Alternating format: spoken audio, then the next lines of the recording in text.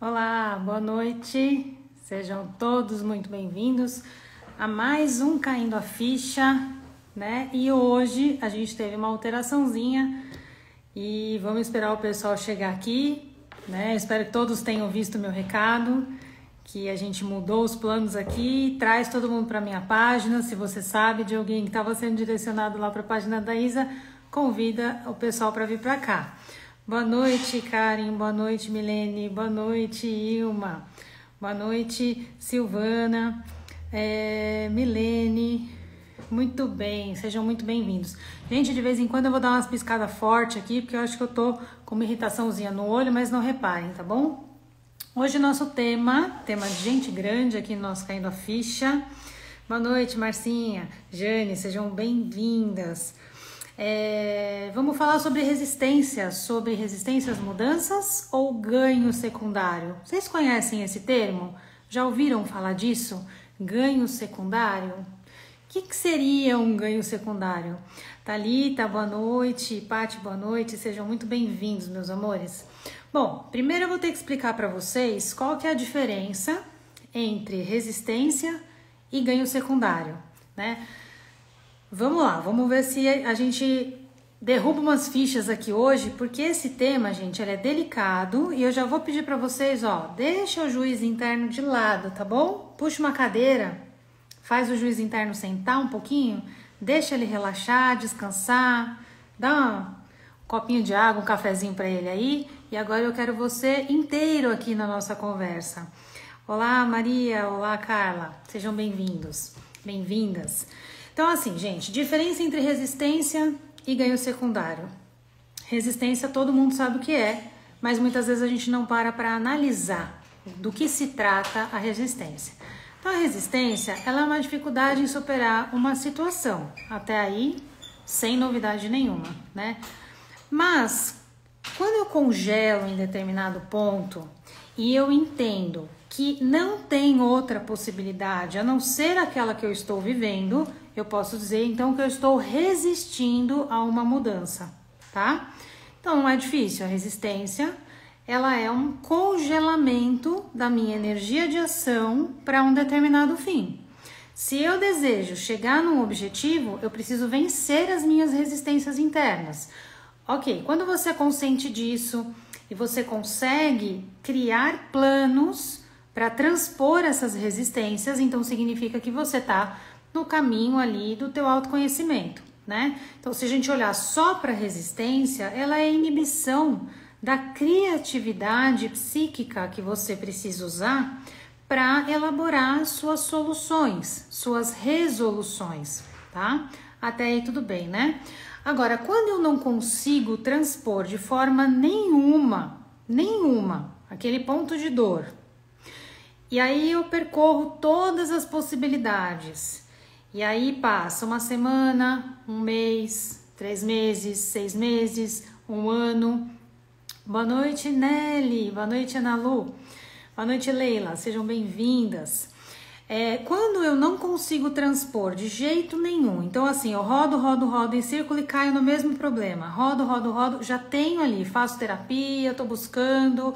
Aí passou 1 ano, 2 anos, 3 anos, não consegui mudar. E volto para o ponto de dor, aí sim a gente está falando de sustentar a resistência como um ganho secundário. Faz sentido isso para você? Vou te explicar o que é ganho secundário, tá? Então assim, vamos lá. A resistência pode ser uma situação muito complexa de transpor e você sabe que está no caminho da mudança. Mas quando você mantém a resistência, quando você não enxerga nenhuma outra saída e volta para o ponto de sofrimento, entendendo que aquele ponto é o único que existe, aí a gente está falando de algum ganho secundário. Vamos entender melhor o que é esse negócio de ganho secundário, tá? Primeiro, quando a gente fala de ganho secundário, se ele é secundário, existe um ganho primário, tá? Se alguma coisa é secundária, existe alguma coisa primária.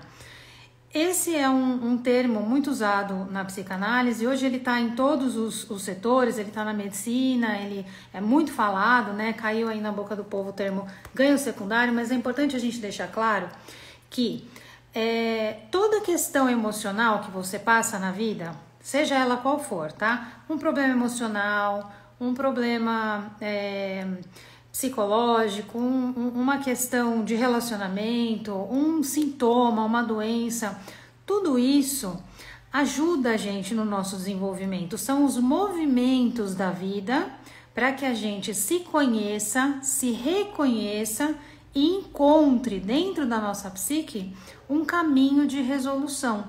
Quando você percorre o que está acontecendo, quando você busca uma compreensão do para quê e sai, né, daquele por que isso está acontecendo comigo, quando você busca o para quê, quando você busca a raiz da compreensão, então você consegue elaborar uma solução, né? E isso te dá um ganho interno, que é o teu crescimento, que é a tua evolução.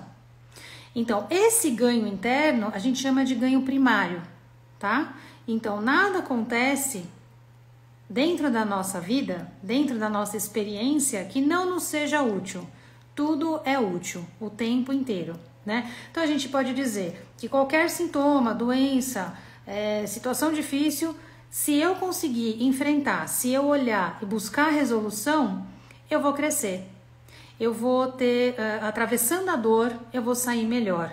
E esse é o meu ganho primário, ok? Então vamos lá, o ganho primário tá dentro, é interno, tá? E aí, oi Valéria, boa noite, Paola, boa noite, sejam bem-vindas. E o que é o ganho secundário? O ganho secundário, então, ele vai ser um ganho que não é interno. Então a primeira coisa é você entender isso, não é interno, ele tá do lado de fora, é algo externo, é um ganho em relação ao meio, às relações, é algo que é uma dificuldade em transpor, mas que de alguma forma eu crio uma resistência com aquela problemática interna, porque eu estou tendo algum tipo de vantagem, e essa vantagem ela é inconsciente. Ela pode até se tornar consciente ao longo do seu processo terapêutico, mas mesmo assim, muitas vezes existe grande resistência a sair daquele lugar, entendendo que aquele lugar é o único que existe para aquela situação ou para aquelas pessoas. Então vamos deixar claro que todo comportamento, seja ele qual for, tem uma intenção positiva, né? Ninguém acorda, olha no espelho e fala, hoje é o dia que eu vou me sabotar. Não existe isso, né? Então o maior desejo de todos nós sempre é ser feliz. Então, de forma consciente, ninguém jamais escolheria sofrer, né? Vocês estão acompanhando? Tá tudo bem por aí? Me deixa saber que vocês estão meio quietinhos hoje. Então é como uma espécie de, justamente, uma vantagem, né? Por manter uma situação ali que não faz bem. Então esse processo ele é inconsciente e por alguma razão ali a pessoa se conecta sempre ao motivo da dor. Ela roda, roda, roda e cai sempre na dor. Tem gente que fala assim, eu não aguento mais repetir essa história, né? E a pessoa sabe, na consciência dela, ela não quer mais aquele sofrimento, ela tá buscando uma forma de sair. Só que muitas vezes existe uma resistência a transpor algo que ela precisa mudar e ela acaba voltando para aquela situação. A Nelly tá dizendo assim, tipo, se fico doente e chama a atenção de alguém, pode ser um ganho secundário.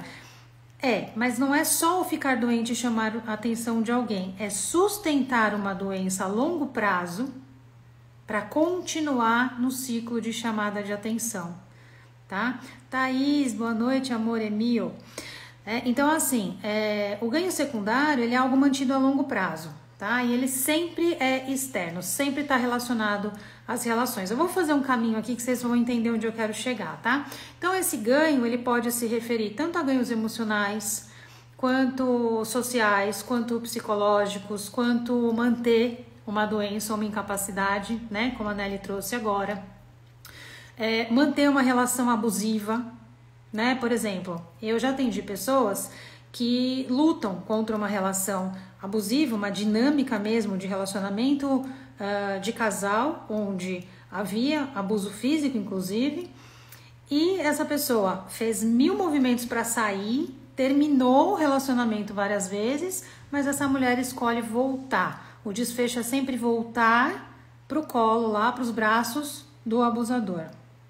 E aí a pergunta, mas cadê o ganho secundário nesse sentido? O ganho secundário vem quando ela entende que não existe outra pessoa, não existe outro formato ou outra dinâmica de relacionamento a não ser aquela. Então, o ganho secundário é a sensação, é a ilusão de ter companhia, né? De estar dentro de uma relação. Quem falou? Aninha, é sempre ruim? Sim. Eu preciso rasgar esse véu de ilusão aqui com vocês e dizer que o ganho secundário ele é sempre ruim. Sabe por quê? O ganho secundário ele é externo. Então, geralmente, o ganho secundário ele tá muito relacionado com você ser visto, ser aceita, ser amada, ser desejada, ser valorizada. Eu vou percorrer o caminho aqui que vocês vão entender, tá? Segura a onda aí que vocês vão entender. Deixa eu ver, alguém falou mais alguma coisa. A Aninha disse, fale sobre dependência emocional.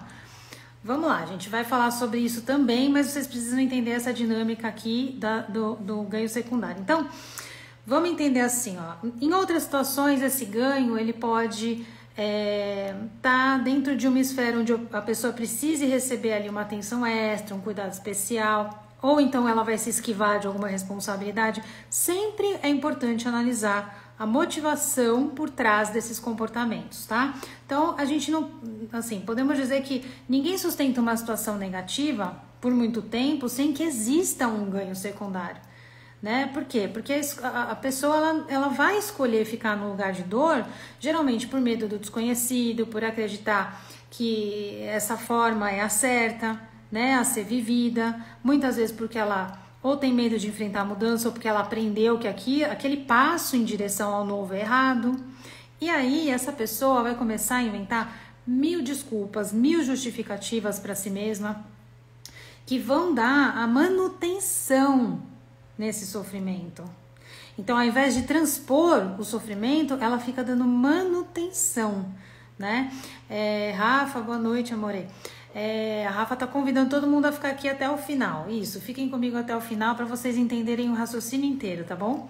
Então, as desculpas, né, que as pessoas dão, elas são cada vez mais criativas, ou seja, tem uma criatividade ali para sustentar e dar manutenção ao sofrimento, mas ela não usa essa força para sair dessa resistência e ir em busca dessa mudança.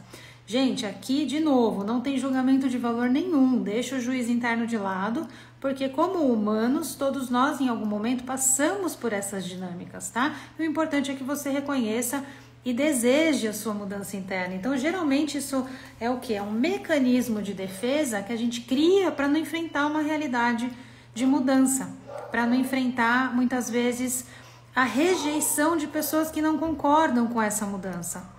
A Estela está dizendo, de alguma forma a pessoa nos faz sentir o que recebemos é o que merecemos. Olha aí.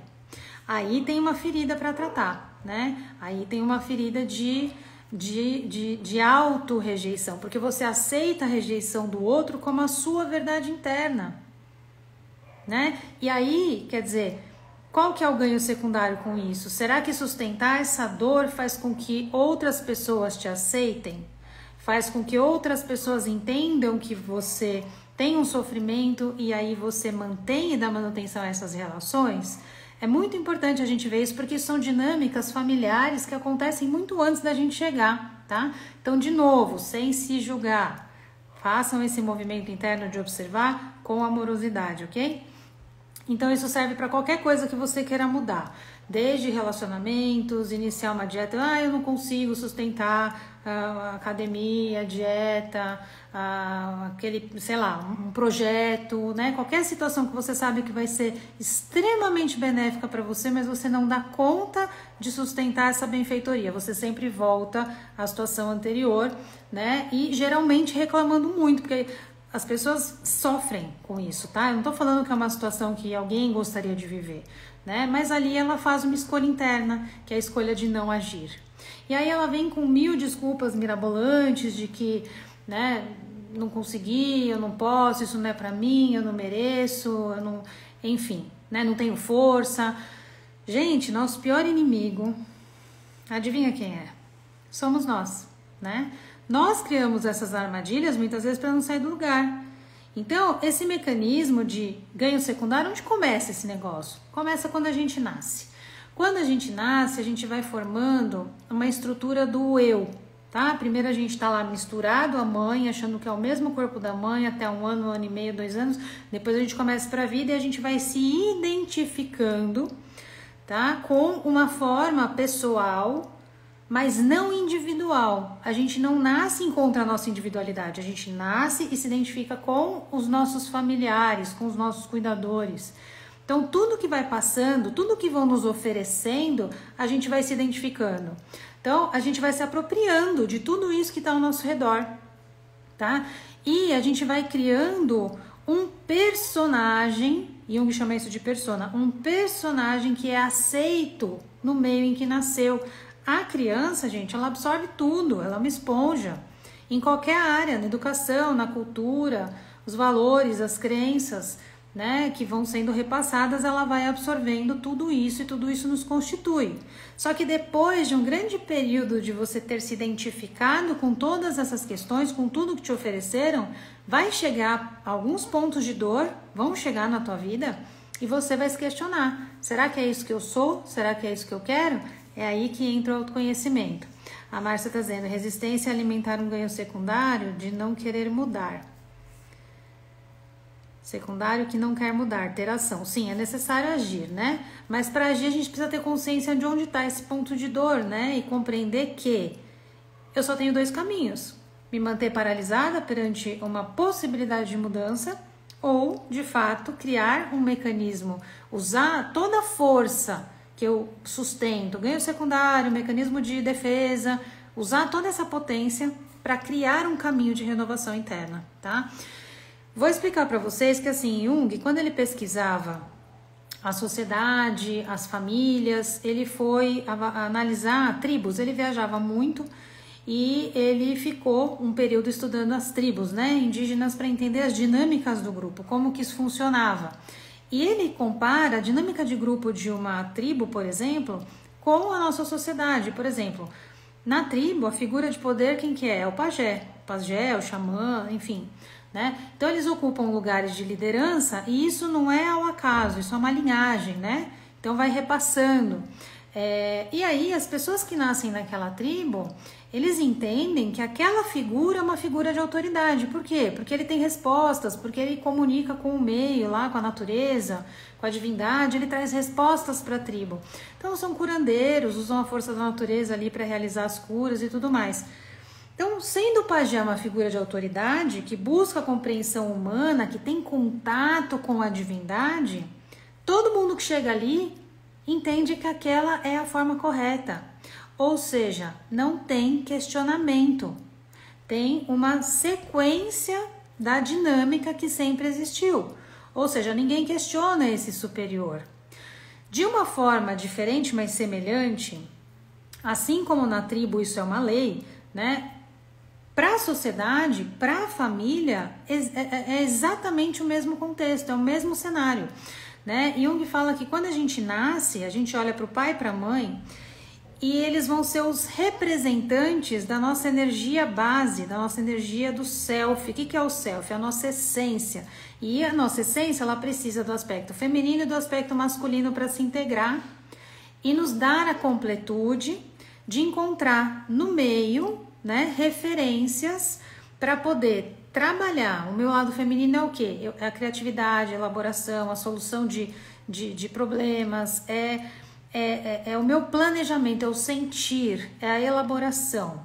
Então eu sinto, né? O feminino faz o movimento do sentir e o masculino direciona, tá? Então um planeja e o outro direciona para a vida. Quando a gente nasce, a gente olha para o pai e para a mãe e a gente tem essas referências que Jung chama de fator luminoso. O que seria isso? É um fator espiritual, tá? É como se fossem divindades. Então a gente vai assimilar tudo que eles nos dão sem questionar, exatamente como acontece na tribo, né? E grande parte das pessoas na humanidade fazem isso. Elas não questionam nada que acontece na família, né? Pode perceber, a família é o grande mal de todo mundo, mas também é onde todo mundo quer estar.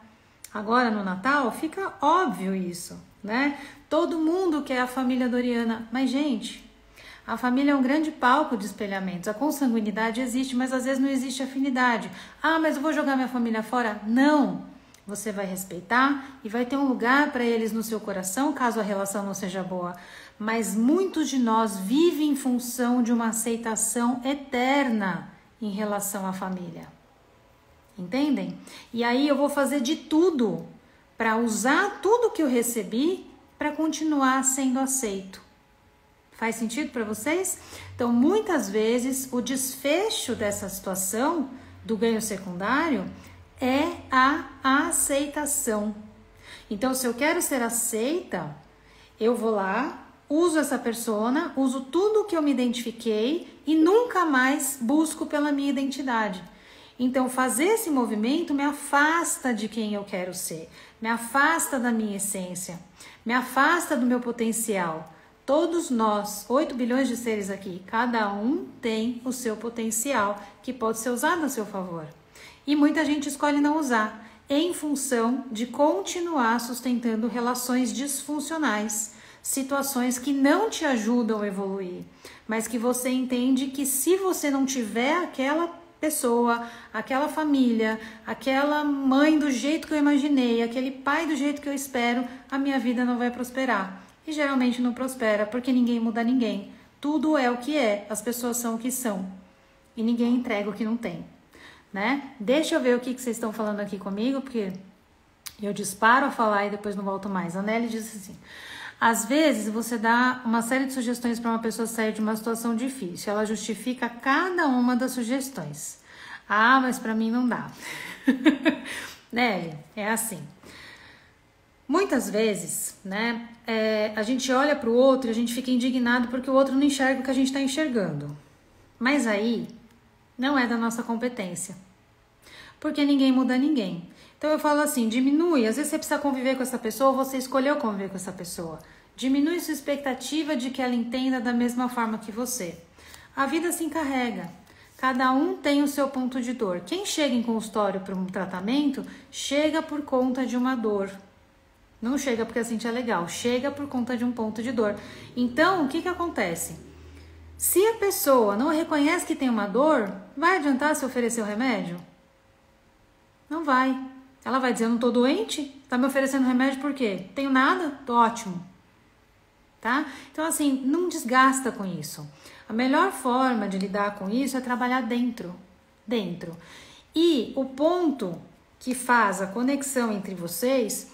Se essa pessoa entender que você mudou e ela precisa aprender a reconectar, porque agora você é outra pessoa, isso pode ser um primeiro passo em relação à mudança do outro, mas não é garantia que a pessoa vai mudar. Então ninguém muda ninguém, tá, gente? Diminui a expectativa, porque eu acho que esse caminho de esperar que o outro mude para eu ser feliz ou para... Esse não é o melhor dos mundos.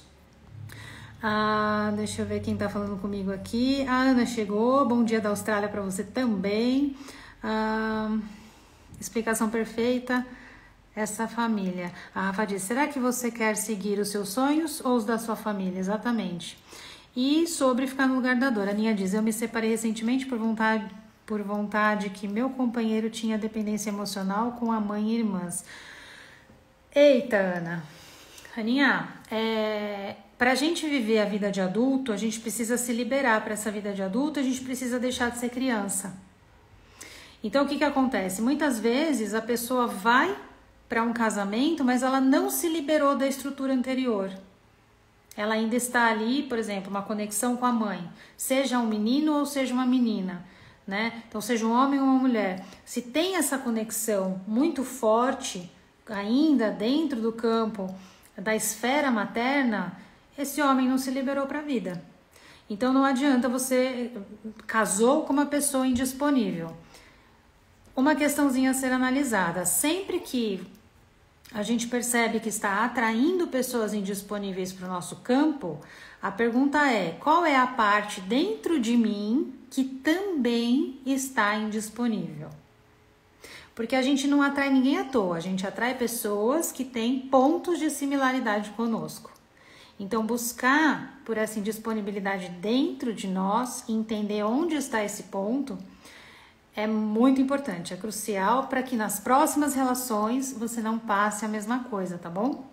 A Tamir está dizendo, nossa, total sentido. Hoje o meu maior desafio está sendo lidar com a família paterna. Pois é. E aí eu te pergunto, Tami, tá sendo mais fácil ou mais difícil ter que lidar com essas pessoas? Porque assim, respeitem. Às vezes a melhor coisa que a gente faz pelo outro é dar a ele a dignidade de ser quem ele é.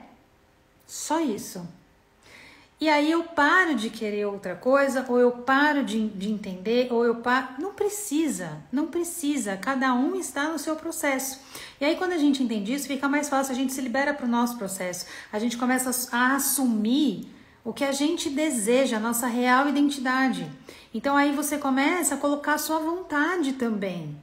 E não fazer a vontade do outro para manter sempre aquela situação assim, ai, tem que pisar em ovos porque vai que eu faço uma coisa que desagrada. Não, gente, mesmo dentro de uma relação, você tem que ter sua individualidade.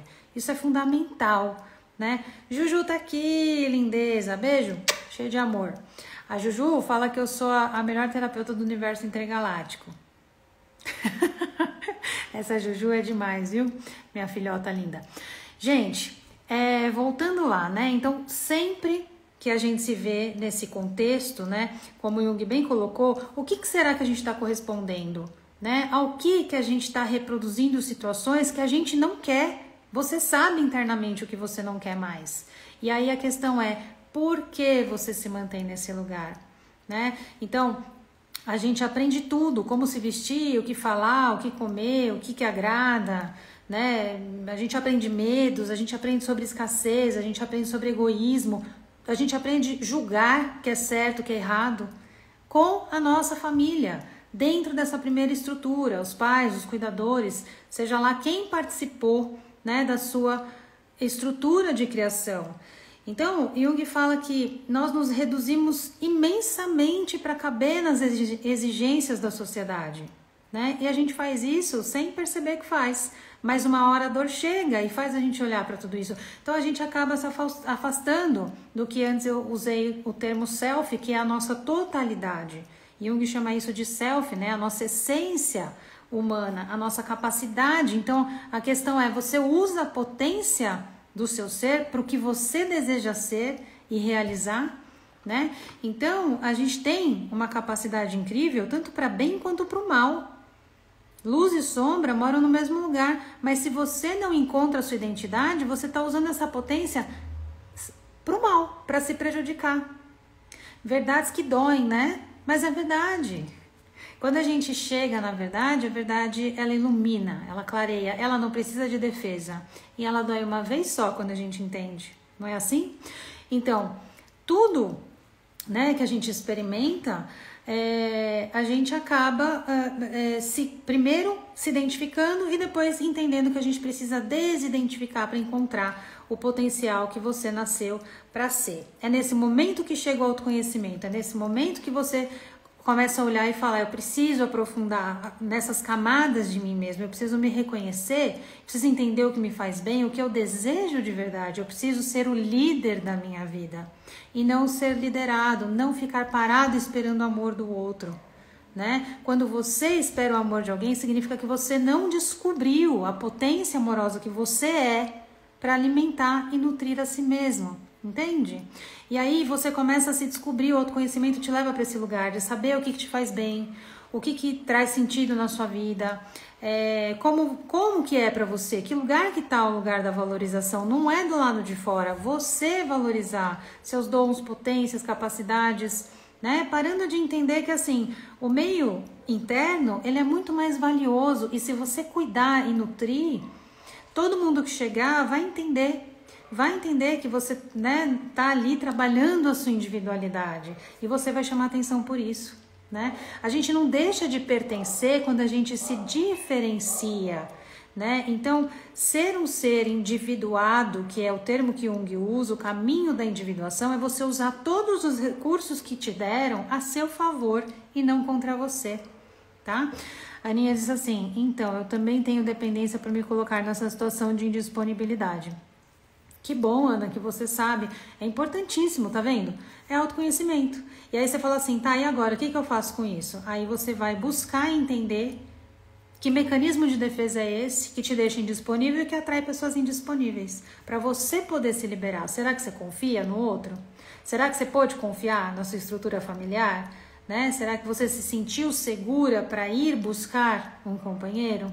Então volta lá no meu canal, né? Link na bio, lá no YouTube, Meditação do Perdão, 90 dias, faça para si mesmo, auto-perdão e memórias de dor, para neutralizar memórias de dor que te mantém numa indisponibilidade, onde você pode ter medo, pode ter desconfiança, para uma entrega genuína, para amar, se amar e receber amor, entregar e receber amor, tá bom? E aí Ana Lu diz, não nos cabe interferir no processo de evolução do outro, não nos cabe mesmo. Se pedir ajuda, vocês ajudem. Se não pedir, gente, não gasta vela boa com defunto ruim. Ou com defunto, não precisa ser ruim. Porque assim, colocar a sua energia num canal que não te dá retorno, pra quê? Pra quê? Não é? Não tem necessidade. Então, é melhor que você pegue a sua energia e deixe à sua disposição. Porque assim, ninguém muda ninguém. A gente pode auxiliar quando a pessoa pede, tá? Isso eu aprendi, com muita dificuldade em consultório, que ninguém muda ninguém. Não é a Cíntia que vai dizer, você tem que fazer assim, você tem que fazer assado. Eu digo, eu tenho caminhos, né, que eu posso te oferecer por ter buscado, por ter vivido, por ter experimentado, por ter testado e por ter buscado esse conhecimento. Tem os caminhos. Se a pessoa vai escolher, né, todo mundo que vem para o tratamento comigo, eu digo, eu seguro na sua mão, mas você também tem que segurar na minha. Porque sozinho, nem Jesus. Jesus não dizia, tua fé te curou? Né? Ele não ia buscar pessoas. Ele andava pelos lugares, ele não forçava ninguém a querer aceitar uma cura. Então, se a intenção, o desejo, a abertura do outro em se curar estivesse ali disponível, aí Jesus atuava no campo da pessoa. E da mesma forma nós, né? Se nem Jesus conseguiu salvar e resgatar ninguém, né, que não quisesse ser salvo, imagina qualquer um de nós. Imagina a Cíntia que é poeira cósmica, entende? Então, não tem como a gente agir no campo do outro. O outro é responsável por ele. E nós somos responsáveis por nós.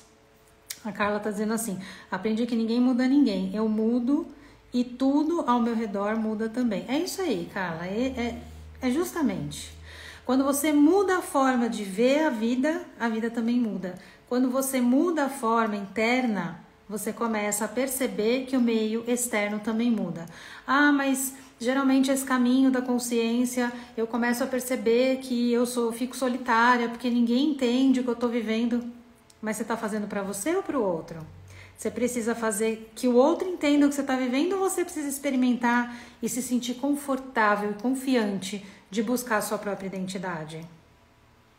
A Deise está dizendo assim, eis que estou e a porta bato. Cabe a nós abrir a porta. Exatamente, é isso aí, exatamente. Abrir a porta, né? Então, abrir a porta para deixar sair aquilo que é peso, aquilo que você reconhece que não dá mais, que não sustenta mais, que não tem cabimento você permanecer com isso na sua vida. E aceitar que novas possibilidades estão disponíveis, né? A Verdade com Açúcar diz, essas meditações da Cíntia são ótimas. Que bom! Vão lá, façam as meditações, tem muito exercício guiado. Os exercícios guiados, eles servem como uma reprogramação mental, né? Vão até lá no YouTube, tem muito material para vocês conhecerem ali, né? E muito exercício para ajudar vocês a transpor essas dificuldades, a se libertar desses aprisionamentos que muitas vezes a gente fica ali parado na curva de rio e não sabe como sair disso, né? Então, gente, quando a gente abre essa disponibilidade para se curar, a cura vem de todos os cantos. Acreditem, Deus fala por qualquer boca, né? E quando eu falo Deus, é a energia abundante, é a energia divina, é a fonte da vida que a gente muitas vezes não sustenta receber, não sustenta a presença, não sustenta a consciência, não sustenta a vida, porque é um fluxo muito forte. E que se a gente perceber, e quando a gente começa a querer fluir junto com a vida, ela vem assim, a cura vem te arrastando. Então, a nossa parte é desejar, apenas isso, né? A nossa parte é desejar. Então, a ideia central é entender que quanto mais a gente está identificado com o meio, mais a gente vai se fazer igual e menos você vai buscar a sua identidade. Então, quando você cansa desse mecanismo, aliás, dessa dinâmica, você começa a entender que você não precisa ser igual para pertencer, para ser aceito, porque geralmente o ganho secundário ele está sustentando isso, uma necessidade de aceitação, de ser amado, de ser valorizado, né? Só que você mesmo pode fazer isso percorrendo esse caminho individual e se nutrindo. Quando a gente cresce e entende que a gente não recebeu algo que eu deveria ter recebido, então, como adultos, a nossa responsabilidade é buscar as curas, né? Porque quem doeu não foi a criança lá no passado, né? Se essa criança ainda dói, significa que eu não estou bancando a minha vida adulta. Eu estou mais conectada à dor da infância do que a minha versão atual, né? Então, tudo isso que eu falei sobre construção de persona, sobre busca de identidade, é algo para vocês repensarem várias vezes para a gente entender que quando a gente escolhe a nossa identidade, fica no nosso campo pessoas, situações, experiências que a gente realmente precisa e que vão nos ajudar a crescer, né? Então, quando a gente não decide ficar no ganho secundário, a gente está fragmentado. A gente está perdido dentro da nossa identidade, a gente está perdido em padrões, né? E sim, a grande maioria ainda vive questões de fragmentação, onde a gente vai reprimindo, né, conflitos, questões internas dentro da gente, e a gente vai normalizando isso. Então, eu não dei nenhum exemplo, eu vou dar exemplo de um ganho secundário. Imagina uma criança que passa por pais super protetores. Imagina que esses pais têm medo que essa criança vá para a vida, têm medo que essa criança sofra, têm medo e criam uma redoma de proteção ali em volta dessa criança. E o que vai acontecer? Essa criança ela vai ter todas as necessidades atendidas pelos seus pais, ela vai começar a perder a autonomia, perder a vontade e perder o posicionamento frente a alguma situação. São aqueles pais que sempre se colocam para resolver, né? Nunca deixa o filho buscar um caminho, nunca deixa o filho ter autonomia. E aí o que acontece? Ele vai crescendo, esse jovem adulto, ele vai ter um comportamento desequilibrado, muito provavelmente, né? Vai ter problemas psíquicos, vai se recusar a sair, a ter amizades, vai começar a rejeitar a escola, a faculdade, núcleo social. Então, onde que está o ganho secundário aqui? Esse jovem, ele fica adoecido mentalmente ou adoecido emocionalmente. E aí, se manter nesse desequilíbrio, primeiro que faz ele ser aceito pelos pais, porque os pais vão estar satisfeitos de ter que cuidar dele para sempre. Então, assim, pelo menos ele tá aqui, tá protegido e não tá no risco da vida. Isso existe, tá, gente? Já atendi famílias assim.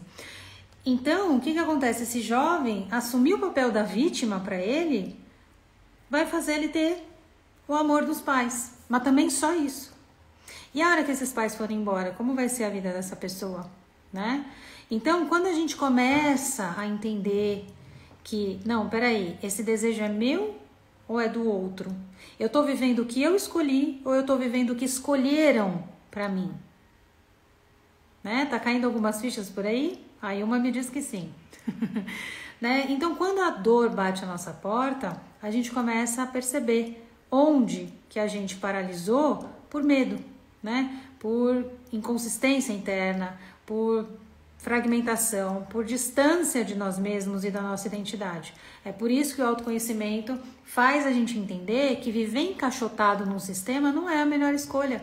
A gente precisa da nossa autenticidade, a gente precisa da nossa coragem, a gente precisa desenvolver os nossos recursos e todos nós temos, porque com certeza você quer ser feliz, você quer se realizar, você quer sentir que usa a sua força a favor de si, da sua vida, do meio, né? Então, se você entender que a verdade da situação é, olhando lá para os seus pais, tem gente que vive a dor da mãe, vive a dor do pai, o pai foi embora e a mãe doeu a vida inteira porque o pai foi embora, e aí o filho, né, se conectou à dor dessa mãe e acaba reproduzindo as dores. Opa, peraí, mas essa é a minha vida? Ou eu estou vivendo uma reprodução de algo que eu vi e acho que Desta forma, reproduzindo essa dor, eu estou honrando ali a minha mãe. Quando eu reconheço isso, eu preciso tirar as lentes da mãe e preciso olhar com o olhar do filho, que entendeu que aquela história do pai e da mãe é deles. Então, quando eu falo sobre respeitar as escolhas e o destino dos outros, é sobre isso. É deixar a história deles com eles para você poder se liberar para encontrar a própria identidade. Se isso é muito difícil para você, a constelação familiar pode te ajudar, a terapia, seja lá a linha que você buscar. Se você está aqui comigo, você se identifica com a linha junguiana. Você pode buscar um terapeuta junguiano, você pode falar comigo se você quiser, mas reconheceu, não fica nesse lugar. Não fica, busca a sua identidade. Estão caindo algumas fichas aí, vocês estão conseguindo entender o raciocínio? Me deixem saber, né? Então, quando a gente começa a perceber os mecanismos que muitas vezes são mecanismos de defesa que mantêm a gente dando manutenção no sofrimento, aí o cansaço faz você sair desse lugar. Sabe assim? Porque a gente muda em duas situações. No limite do limite, o saco cheio que não dá mais para aguentar, ou na doença. Quando vem o sintoma e o sintoma mexe de uma forma que você fala assim, não, minha vida não pode parar aqui, eu preciso viver, eu quero viver, e aí a gente vira a chave. Já perceberam? Geralmente a gente muda quando a gente supera uma problemática e vira a chave de um jeito que você para de olhar para a dor e você começa a olhar para a vida. Quem já viveu uma coisa assim aqui, né? A Estela diz sim, perfeitamente. Porque com certeza, né, todos vocês já tiveram alguma experiência e sentiram isso. Quantas vezes você já passou alguma experiência e você perguntou, não, peraí, eu quero olhar para a vida. Geralmente a pessoa que chega para fazer, por exemplo, um trabalho de preparo, tem muita gente que recebe o diagnóstico de desfecho, né? Ah, você tem tanto tempo de vida, você tem 3 meses. Então essa pessoa chega aqui e fala, eu quero fazer um preparo à morte, mas eu quero viver. Nesses 3 meses eu quero fazer tudo o que eu não fiz a vida inteira. E a última pessoa que me disse que tinha 3 meses está comigo há 6 anos. Então assim, médico não é Deus. E nós temos a força e a capacidade, muitas vezes, para mudar o nosso destino. Seu destino não precisa ser um destino escolhido por outras pessoas, não precisa ser um destino guiado apenas pelo seu inconsciente. O inconsciente está aí? Tá. Tem um monte de coisas envolvidas? Tem. Mas o que está vindo para sua consciência? E o que você busca acerca de você é ouro em pó. E você pode usar essa força a seu favor. Você não precisa usar isso contra você, né? A Aninha diz assim, tudo muda quando a gente muda. É isso. Esse é o segredo. Quando a gente entende que é possível mudar, quando a gente sai do medo e vai para a esfera da coragem, né, para dar os passos em direção ao que a gente realmente precisa fazer, a vida muda. E aí a gente olha para trás e fala, nossa, se eu soubesse que ia ser tão bom, eu teria feito antes. Quantos de vocês já não falaram isso? Caramba, eu demorei tanto para dar aquele passo, mas quando eu dei foi a melhor coisa que eu fiz. Não é assim? Geralmente é assim que acontece, né? Então, quando as pessoas entendem esse lugar, elas escolhem sair do sofrimento. E é isso. Se não está bom de uma forma, o segredo, a gente pode escolher de novo. A gente pode desemaranhar, né? A gente pode desatar situações. E geralmente quando as pessoas começam a deixar ir, a se desapegar de coisas que elas tinham muito medo de perder, elas começam a ver a vida fluir de novo. E elas falam, caramba, eu nem sabia que era isso que estava me travando. Pois é, porque geralmente a gente fica lá, dando sustentação à dor. A Rafa diz, faça uma constelação familiar com a Cíntia. É maravilhosa, já fiz. Rafa, você é tão suspeita. Gratidão. Mas é verdade, gente. Comigo, com qualquer constelador. A constelação, ela é uma ferramenta maravilhosa para você entender que você reproduz muitas vezes as dores sistêmicas. E a gente entende isso como certo, a gente não questiona, a gente só segue. E isso a gente chama de amor cego. Uma fé cega, né? Então, e a gente faz isso com uma potência. Vou compartilhar uma história aqui de uma pessoa que eu atendia há uns anos atrás. E um belo dia, ela era de uma família muito religiosa, né? Eles frequentavam uma igreja muito rígida. E um belo dia, teve um discurso lá de um pastor. E o pastor disse, ela era bem jovem, e o pastor, olhando dentro dos olhos dela assim, disse: você tem que se casar com o homem que está ao seu lado. Sabe o que ela fez? Ela olhou para o homem olhou para ela. Eles se casaram. Ela nunca tinha visto aquele homem na vida. Aquele homem se mostrou violento, aquele homem se mostrou abusador, mas ela entendeu que Deus mandou que ela fizesse aquilo. Ela teve 2 filhas com ele e ficou 20 anos casada. E só depois de muito sofrimento, ela vem para a terapia e entende que ela precisa seguir o próprio coração. Por quê? Porque ela entendia que se ela se separasse, ela ia estar contrariando Deus que mandou ela fazer. Entendem, gente, o que é um sistema que funciona na base do amor cego? Amor cego. É como um fanatismo, é como se permitir ser guiado por algo externo. E não é nada externo que nos guia. Você pode ter a fé em quem você quiser, mas saiba, acreditar em Deus, acreditar na divindade, é primeiro acreditar em si. Você não acredita que você é filho de uma divindade? Você é filho de um Deus criador, mas você também é criador, porque você tem a centelha dele dentro de você. Não é?